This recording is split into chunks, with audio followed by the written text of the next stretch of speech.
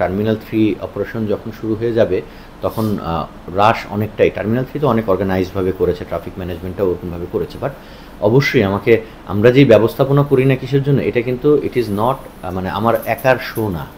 এটা শুধুমাত্র একটা বিমানবন্দর হিসেবে সম্পূর্ণ অকার্যকর হয়ে যাবে যদি এখানে যাত্রী না থাকে, যদি আমার এয়ারলাইন্স না থাকে। তো আমার শুধু ফ্যাসিলিটি রেখে তো আমার লাভ নেই, আমাকে যাত্রী প্যাসেঞ্জারের ফ্যাসিলিটেট করতে হবে। তো আমাদের এটা একটা সার্বিকভাবে যদি আমরা চিন্তা করি, এটা একটা সিরিজ, আমরা প্রত্যেকের সাথেই ওতপ্রোতভাবে জড়িত। আমি আজকে হয়তো এটার ম্যানেজমেন্ট লেভেলে বসে আছি, কালকে আমি প্যাসেঞ্জার হিসেবে ট্রাভেল করব, আগেও হয়তো করেছি।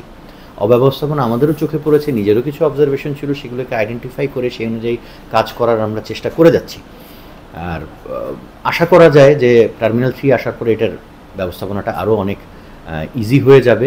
বাট আপনার এটাও ঠিক যে আমাদের এই যে প্যারালালি যে আমাদের যে আন্ডারপাসের যে কনস্ট্রাকশনটা, এটাও যদি যত দ্রুত যদি শেষ হয়ে যায়, তখন আমরা এই জায়গাগুলোকে আরও বেশি অর্গানাইজভাবে ম্যানেজ